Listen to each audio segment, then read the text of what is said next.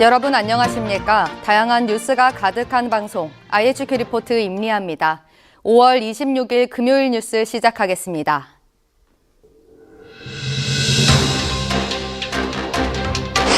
최근 선관위 고위 간부 자녀들이 특혜 채용돼 이른바 아빠 찬스 의혹이 불거진 가운데 박찬진 사무총장과 송봉섭 사무차장이 동반 사퇴했습니다. 금속노조와 비정규직 노동단체가 어제 대법원 앞에서 노숙 농성을 시도했습니다.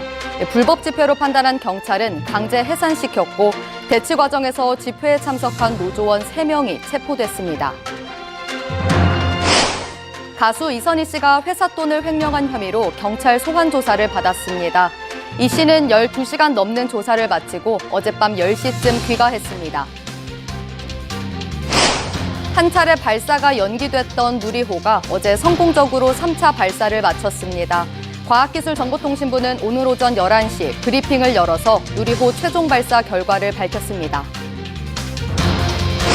알뜰폰 업계에서 최근 영원 요금제를 잇따라 내놓으면서 알뜰폰으로 눈길을 돌리는 소비자들이 늘었습니다.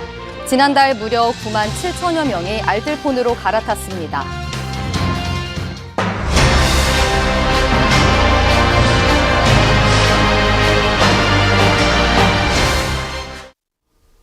최근 중앙선거관리위원회 고위 간부 자녀들이 선관위에 특혜 채용돼 이른바 아빠 찬스 의혹이 불거졌는데요.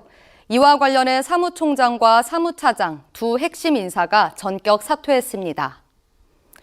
선관위는 전날 자녀 특혜 의혹의 대상이 된 박찬진 사무총장과 송봉섭 사무차장은 현 사태에 대한 도의적 책임을 지고 사퇴하기로 했다고 밝혔습니다.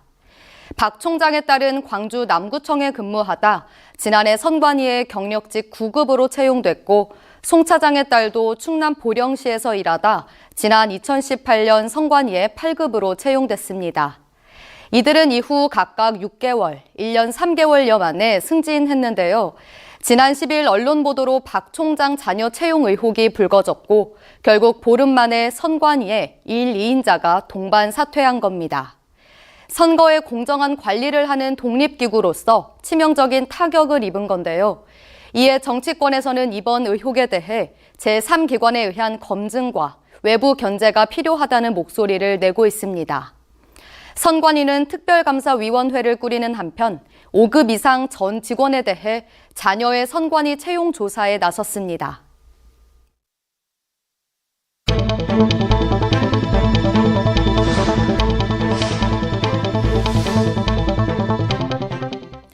금속노조와 비정규직 노동단체가 어제 대법원 앞에서 노숙 농성을 시도했습니다. 불법 집회로 판단한 경찰은 강제 해산시켰고 대치 과정에서 집회에 참석한 노조원 3명이 체포됐습니다.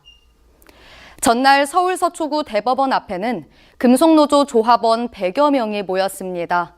최저임금 인상과 비정규직 불법 파견 사건에 대한 법원의 빠른 판결을 요구하기 위해서입니다. 하지만 경찰은 이를 야간 불법 집회로 규정하고 오후 9시쯤 경력 600여 명을 동원해 해산시켰습니다. 이 과정에서 노조원 3명이 공무집행 방해 혐의로 경찰에 연행됐는데요. 집회 참가자들은 경찰이 과잉 대응을 한다며 반발했습니다. 오히려 차도를 막은 건 경찰이라며 반발했고 대법원 건너편 사유지에서 노숙 농성을 이어갔습니다. 한편 정부와 여당은 지난 16일 건설노조의 도심 노숙 집회 후 심야 집회에 엄정 대응하겠다고 예고했습니다. 가수 이선희 씨가 회사 돈을 횡령한 혐의로 경찰 소환 조사를 받았습니다. 이 씨는 12시간 넘는 조사를 마치고 어젯밤 10시쯤 귀가했습니다. 경찰은 연예기획사 원엔터테인먼트의 대표이사를 지낸 이 씨가 여러 차례 회사 자금을 빼돌린 것으로 의심하고 있는데요. 직원을 허위로 등재하는 수법 등으로 회사 돈을 유용한 건 아닌지도 살펴보고 있습니다. 이 회사에는 이 씨의 딸과 이 씨의 현 소속사인 후크 엔터테인먼트의 권진영 대표도 사내 이사로 이름을 올린 바 있습니다. 이와 관련해 이선희 씨는 혐의를 대부분 부인하고 있는 것으로 전해졌는데요. 이 씨는 경찰 조사에서 경영에 전혀 개입하지 않았다며 횡령 혐의를 부인한 것으로 파악됐습니다. 후크 엔터테인먼트도 공식 입장을 통해 이선희는 성실히 조사에 임하여 관련 사실관계를 적극 소명할 예정이라고 밝혔습니다. 경찰은 지난해 문을 닫은 이 씨의 연예기획사 관계자 등을 불러 조사한 뒤 이 씨를 다시 소환할지 검토할 계획입니다.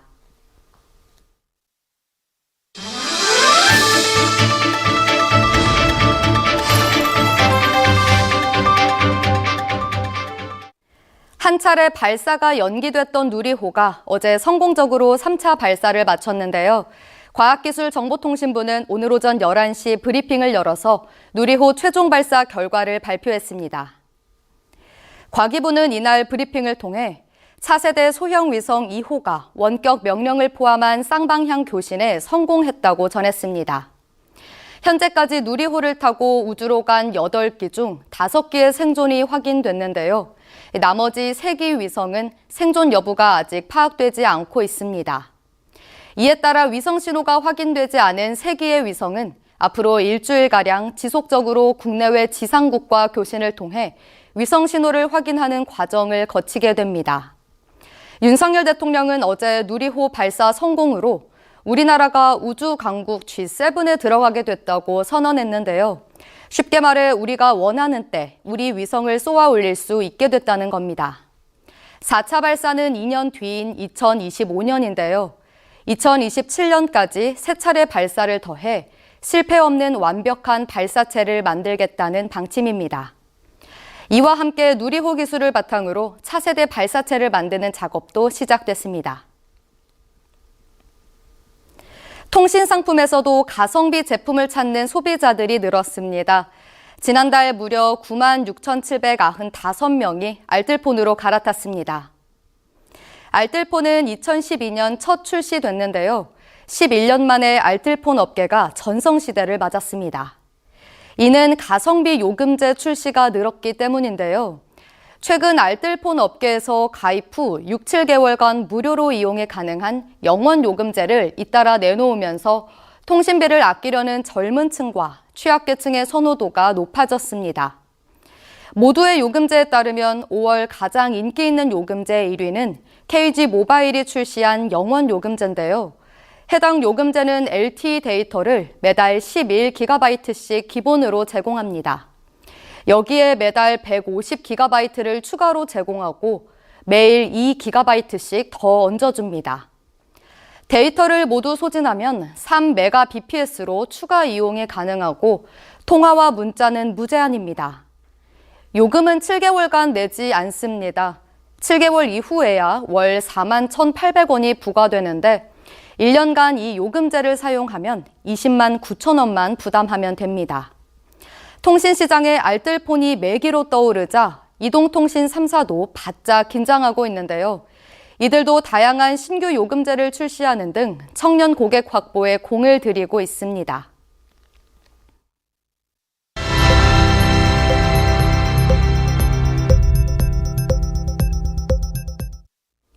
다음 달 13일은 그룹 방탄소년단의 데뷔 10주년이 되는 날인데요. 서울시도 2주 넘게 보랏빛으로 물들 예정입니다. 빅히트 뮤직은 2023 BTS 페스타가 다음 달 12일부터 25일까지 서울 전역에서 열린다고 밝혔는데요. 이에 따라 한강 세빛섬, 남산 서울타워, 서울시청 청사, 동대문 디자인플라자 등 서울의 명소마다 방탄소년단의 상징색인 보랏빛으로 물들며 여러 즐길거리가 펼쳐집니다. 다음 달 17일에는 메인 이벤트가 진행되는데요. 여의도 한강공원에서 방탄소년단의 팬덤인 아미와 모든 시민이 함께 어우러지는 축제가 진행됩니다. 공식 발표되진 않았지만 앞서 불꽃놀이 개최와 아미로드 조성 계획 등이 알려진 바 있습니다. 한편 방탄소년단은 2017년부터 서울시 명예관광 홍보대사로 활동하고 있습니다. 삼성서울병원이 정부의 의료질 평가에서 처음으로 최상급 병원 탈락 판정을 받았습니다. 이른바 빅5 병원 중 최고 등급을 받지 못한 건 이번이 처음입니다. 삼성서울병원은 지난해 실시된 의료질 평가에서 최고 등급인 1등급 가보다 한 단계 낮은 1등급 나를 받았습니다. 또 다른 빅5 병원인 서울대병원과 서울성모병원, 신촌 세브란스병원, 서울 아산병원은 최상위 등급을 유지했습니다. 또 가천대 길병원과 부산대병원, 아주대병원, 인하대병원까지 총 8곳이 최고 등급을 받았는데요. 최종 등급 하향에 따라 삼성서울병원에 지급되는 지원금은 지난해보다 줄어들 것으로 보입니다. 일각에선 최대 100억 원의 지원금이 삭감될 것이란 전망도 나옵니다. 디즈니 애니메이션 인어공주가 34년 만에 실사화 영화로 개봉한 가운데 평가가 극명하게 엇갈리고 있습니다. 지난 24일 개봉한 디즈니 뮤지컬 영화 인어공주는 1989년 개봉한 동명의 애니메이션을 실사화한 작품인데요. 영화는 지난 2019년 주인공 에리얼 역할에 흑인 가수 할리 베일리가 캐스팅됐다는 사실이 알려진 직후부터 4년간 끊이지 않는 논쟁을 불러일으켰습니다. 오죽하면 SNS에선 내 에리얼이 아니야 라는 해시태그를 통해 영화에 대한 보이콧 운동까지 이어졌습니다. 그랬던 인어공주가 드디어 개봉을 했는데 평가도 엇갈리고 있습니다. 단조로운 서사와 낮은 완성도에 대한 혹평이 있는가 하면 애니메이션과는 또 다른 매력이 있다며 호평을 하는 이들도 있습니다. 영화는 국내 개봉 첫날 47,624명의 관객을 동원해 준수한 출발을 알렸지만 극과 극을 달리는 반응이 나오면서 흥행 성공 여부는 지켜봐야겠습니다. 이어서 날씨입니다. 토요일인 내일은 전국에 비 소식이 있습니다. 낮에는 덥고 습한 날씨가 예상됩니다. 비는 낮 12시 이후부터 충청권과 경상권에 소나기처럼 내리겠습니다.